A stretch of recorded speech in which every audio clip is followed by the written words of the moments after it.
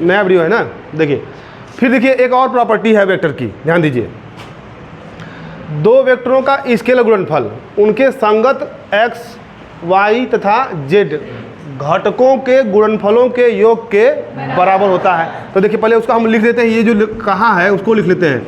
ए vector b का dot गुणन किसके बराबर होता है, तो इसकी प्रॉपर्टी देते हैं। घटक ax और bx, ay by और az और bz के योग के बराबर होता है। यही इसकी प्रॉपर्टी है, यही हम लोगों को लाना है। देखते हैं कैसे आता है। देखिए वेक्टर ए ले लेते हैं हम लोग। कोई वेक्टर ए है तो इसका घटकों के जब वियोजन करेंगे हम लोग इसको ऐसे लिखेंगे, ax i cap, ay j cap, az k cap. B वाला लिखते हैं यहाँ पे, बी का घटकों को वियोजन करेंगे बच्चों तो क्या मिलेगा, bx i cap, by j cap, bz k cap, ये आएगा। इन दोनों का हमको स्केलर गुणन करना है। क्या करना है, स्केलर गुणन। a डॉट b, तो पहले a को लिखेंगे हम लोग ax i cap, ay j cap, az k cap, dot bx i cap, by j cap, bz k cap. इनका अधिक गुणन करना है।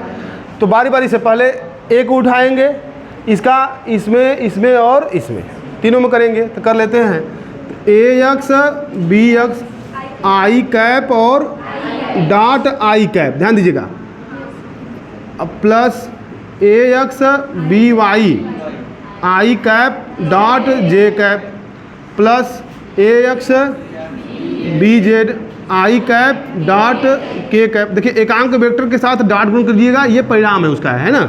नेक्स्ट प्लस अब इसकी बारी आ गई, ay bx j cap dot i cap plus ay by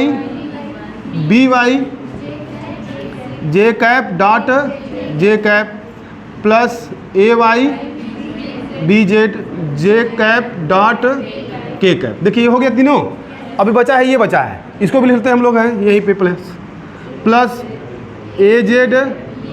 bx k cap i cap plus az by k cap dot j cap plus az bz k cap dot k cap.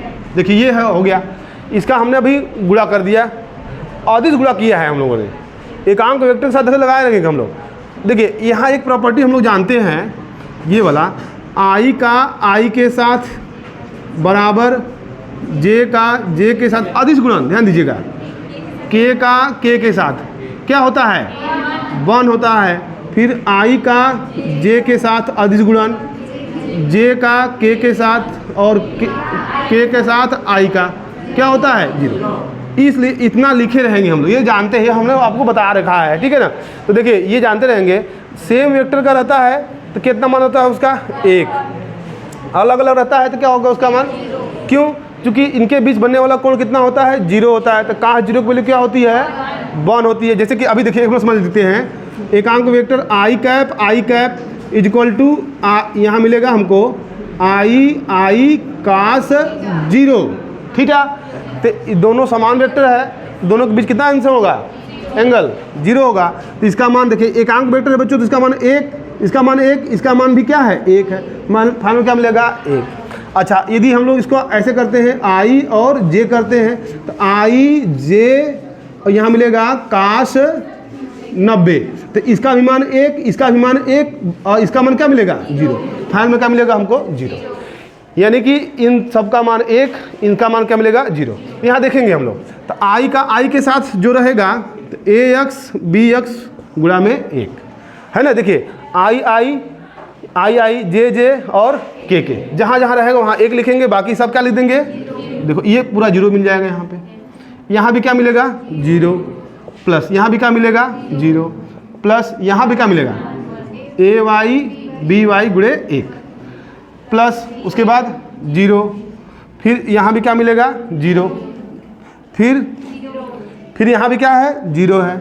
यहाँ पे az और bz गुणा में 1 हो गया ना।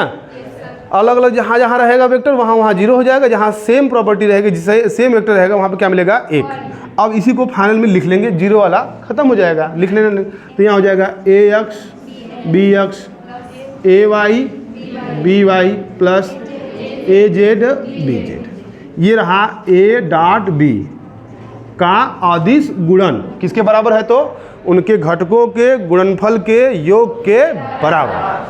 सबको समझ में आ गया? ठीक, लिख लीजिए इसको। हाँ, बंद कर दीजिए।